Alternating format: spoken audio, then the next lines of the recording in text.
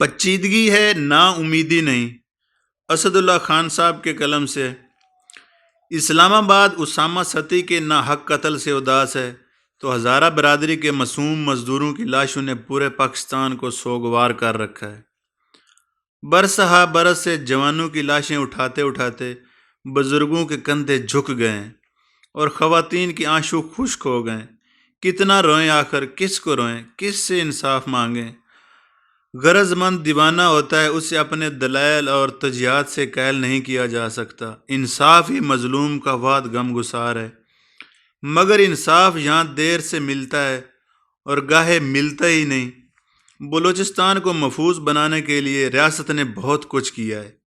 چند سال پہلے بلوچستان پر علیحدگی پسندوں کا عملہ قابض ہو چکا تھا۔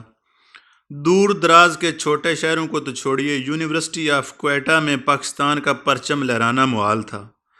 پاکستان کا قومی ترانہ پڑھنا بغاوت کی علامت سمجھا جاتا تھا۔ بلوچستان جغرافیائی طور پر اہم ہونے کی وجہ سے ہمیشہ سے عالمی ایجنڈے کی زد میں رہا۔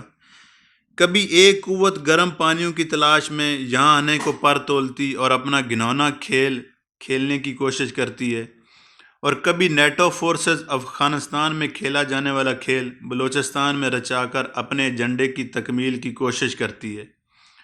واضح رہے، جب کوئی ملک کسی دوسری سرزمین پر جنگ کے لیے اترتا ہے تو پہلے اس کی انٹیلیجنس ایجنسیاں وہاں پہنچتی ہیں۔ اگر 25 ممالک کی فوج افغانستان میں آ کر بیٹھتی ہے تو اس کا مطلب ہے 25 انٹیلیجنس ایجنسیاں یہاں پر آپریشنل ہیں، جو کچھ تو کر رہی ہیں۔ سی پیک کا منصوبہ شروع ہونے کے بعد عالمی قوتوں بالخصوص بھارت اور امریکہ کے لیے بلوچستان بہت اہم ہو گیا ہے۔ بھارت اور امریکہ ہر فورم پر کھل کر اس منصوبے کی مخالفت کرتے اور افغانستان سے بیٹھ کر کھیل کھیلتے ہیں۔ اگرچہ پاکستانی انٹیلیجنس اور فورسز نے دشمنوں کے عزائم کو خاک میں ملاتے ہوئے بہت سی کامیابیاں حاصل کی ہیں اور امن و امان لوٹ آیا ہے، مگر اکا دکا کارروائیاں اب بھی دل چیر کے رکھ دیتی ہیں۔ بلوچستان میں بسنے والوں سے پوچھیں تو بہت خوش ہیں کہ امن قائم ہو چکا ہے، مگر وہ جن کے پیارے بے دردی سے مار دیے جاتے ہیں، ان کے لیے امن کے نعرے بے معنی ہیں۔ دھرنے دینے والے غلط بھی نہیں، جوان لاشیں اٹھانے والے کا درد وہی محسوس کر سکتا ہے۔ بلوچستان میں امن کے لیے پاکستان بھر کے جوانوں نے قربانیاں دی ہیں۔ کیچ یعنی تربت کے قریبی علاقوں سے اکثر بیشتر جوانوں کی شہادتوں کی خبر موصول ہوتی رہتی ہے۔ پچھلے برس حافظ آباد سے تعلق رکھنے والے ہمارے دوست میجر ندیم ایسے دہشت گردی کے ایک واقعے میں شہید ہو گئے تھے۔ میجر ندیم سے تربت میں میری ملاقات ہوئی تھی۔ تربت میں شہریوں سے جب ہم نے پوچھا کہ حالات اب کیسے ہیں، لوگوں نے کہا الحمدللہ اب تو امن قائم ہو چکا ہے۔ میجر ندیم سے جب ہم نے سوال کیا تو کہنے لگے چیلنجز اب بھی بہت ہیں۔ اس کا مطلب یہ ہوا کہ سیکیورٹی فورسز چیلنج کو اپنے سینے پر جھیل کر شہریوں تک پہنچنے سے روکتی ہے۔ انہی چیلنج سے نمٹتے ہوئے میجر ندیم سمیت بے شمار جوانوں نے شہریوں کی طرف آنے والے خطرات کو اپنے سینوں پر جھیلا اور اپنی جان قربان کر دی۔ میرا بلوچستان کے 7-8 یونیورسٹی میں آنا جانا رہتا ہے، جن میں سے کچھ کوئٹہ میں ہیں، جبکہ دوسرے شہروں میں جہاں مجھے طلبہ و طالبات کی آنکھوں میں ایک چمک نظر آتی ہے اور وہ اپنے صوبے اور پاکستان کی ترقی میں اپنا حصہ ڈالنا چاہتے ہیں، وہیں ان کے دو طرح کے شکوے بھی ہیں۔ ایک شکوہ یہ کہ بلوچستان میں لاہور، اسلام آباد اور کراچی جیسی سہولتیں کیوں نہیں؟ وہاں میٹرو ہے تو یہاں کیوں نہیں؟ وہاں 4G ہے تو ہمارے ہاں کیوں نہیں؟ وہاں اچھے ہاسپٹل ہیں تو ہمارے ہاں کیوں نہیں؟ اور دوسرا شکوہ کچھ نوجوان کرتے نظر آتے ہیں، ہمارے ہاں اتنی چوکیاں کیوں ہیں؟ ہم آزادی سے چل پھر کیوں نہیں سکتے؟ یونیورسٹی میں چوکیاں کیوں بنائی گئی ہیں؟ وغیرہ وغیرہ۔ صورتحال بہت پیچیدہ ہے۔ بلوچستان میں ہمیشہ یہیں کے رہنے والوں نے حکومت کی ہے۔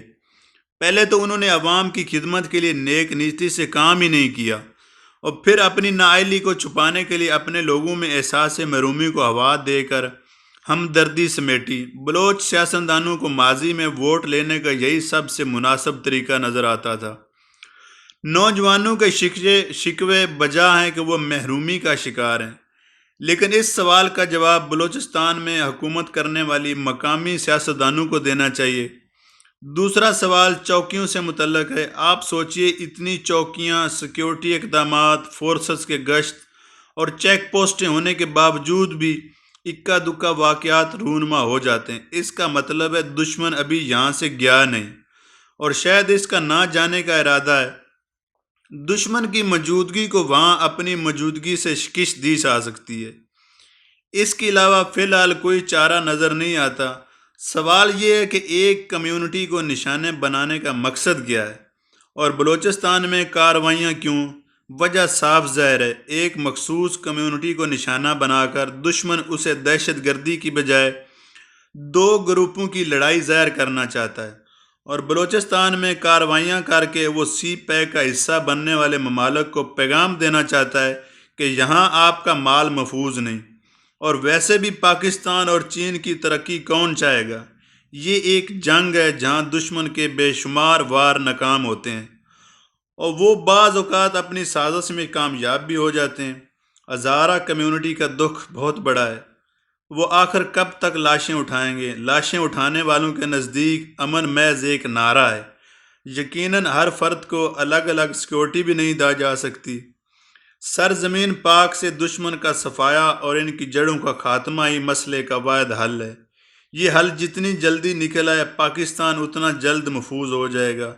بلوچستان کے حالات میں پیچیدگی تو یقیناً ہے، مگر نا امیدی نہیں ہے۔